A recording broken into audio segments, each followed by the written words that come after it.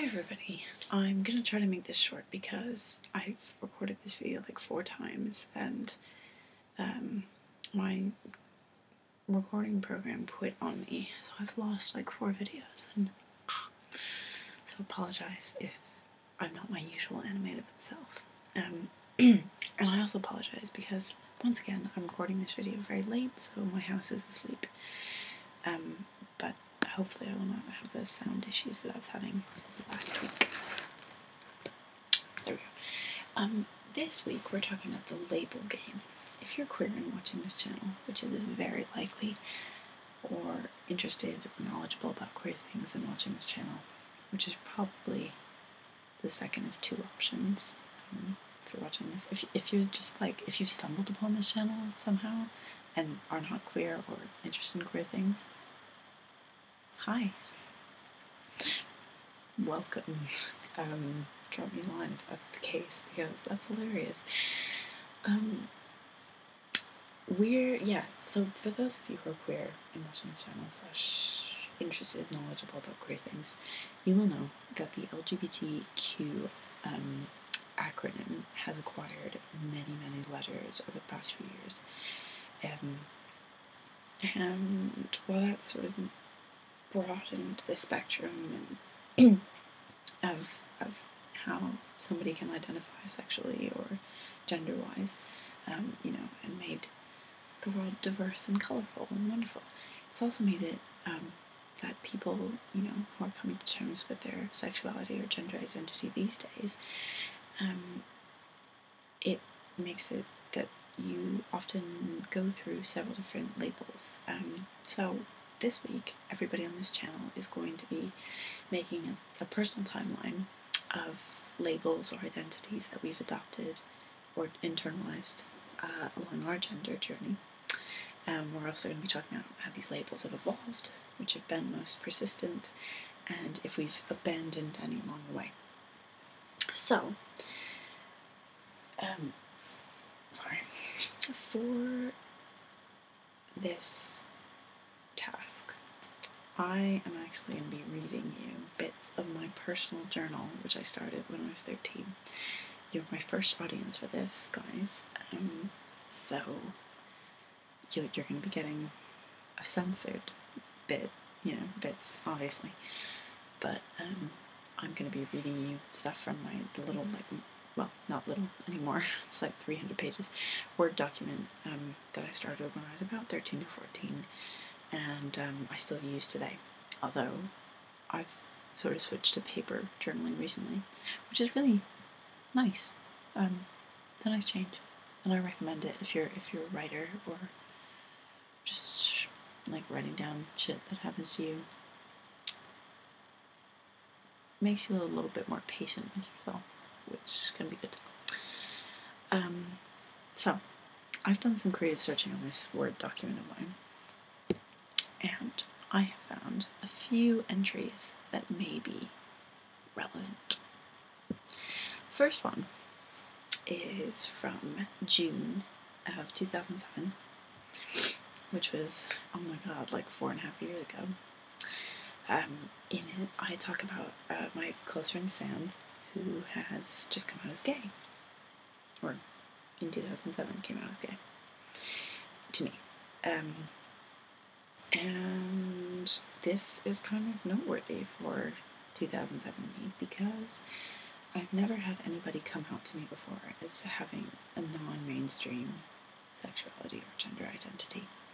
And when it's a close friend, I'm accepting of it, or I'm trying to be, but that obviously gets me thinking about my own sexuality. And I also talk about people I have crushes on, and how another friend of mine is, sort of coming into his own sexually. I use the phrase, gosh, puberty is so difficult. It's alright, it gets better. Don't worry, little me. But as we go along here, we start to see me talking about my own sexuality and what I think it is. I say here that my being bisexual seems likely, but still debatable, because I still don't know how I feel about long-term relations with relationships with girls, which is, well, still true. But before I talk about my sexuality in this entry, I actually, interestingly, mention my gender presentation, although I don't think I'm sort of conscious of the fact that I'm doing it. I describe how I think of myself as very masculine and how I identify with men. And I end this entry by saying, how about transsexual gay? Lol. Which, you know, I think I mean transgender. What if I was transgender and gay? And then I say, that's a bit over the top, I think, but I don't have much of a female identity, I admit. This is like pulling all my options out of the hat. And then, because I think I'm getting a little uncomfortable with this, I go on to talk about the music I'm listening to. So, that's interesting to me. I think, this is the first time I've even, idly, maybe for a second, entertained the notion that I might be transgender. Just because I think, I certainly knew that I wasn't the gender that I was assigned when I was younger, but this is the first time I reference myself as being transgender, or transexual, transgender, because I think this is when it's first getting introduced to me, that concept is first getting introduced to me.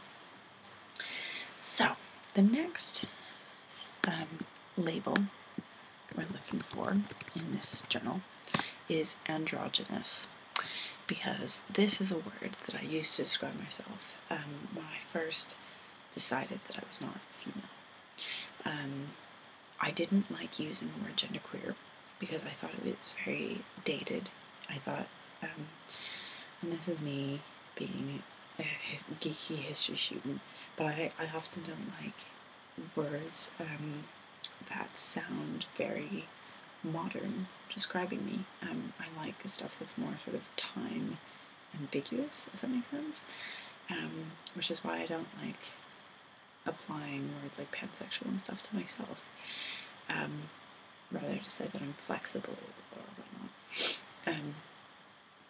And yeah, so androgynous is a word that I used for myself even when I learned the or first heard the word genderqueer.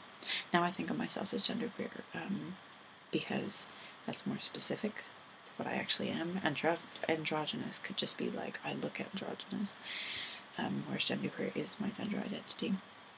But yeah, this is where the word comes up. This is an entry from March of 2008. I've just gone to see a production of Midsummer Night's Dream for the first time, and I hated it. Not the play, which I really enjoy, but I enjoy Shakespeare. We knew this. This was a really bad production. I'm bitching about the girl who played Puck, who is a role that apparently I really wanted to play then. I don't as much now. I think I definitely would if you cast me, but yeah, I wasn't as interested. So, but I'm bitching about the girl who's played Puck here, because I think I interpret him, apparently, according to this entry, as very androgynous. If you know the play, Puck is the sort of trickster fairy servant of Oberon, the King of Fairies, in Midsummer Night's Dream. And so I describe Puck, my ideal vision of Puck, as being essentially androgynous. He doesn't need a gender label like myself. So this is the first time that I'm talking about gender labels and using androgynous to identify myself. So that is very interesting. Now let's progress slightly and get a little more radical and look for transgender in this document, the word transgender. And here it is for the first time in June of 2009. And I'm just going to read you a little bit of this entry because this is, I think, when I first consciously started thinking of myself, or admitting to myself that I was trans, and I was really scared. So I think this speaks for itself. I need to write this down because I've avoided confronting the situation directly for too long a while, and I just need to get this out. Last time I did this, I deleted 4 pages of writing, but I think at least a little of this should be permanent. Being transgender, the idea makes me highly uncomfortable. I've been wondering about it for a long time, 2 years, and even before I knew the word, I used to wonder and wish about being born a boy.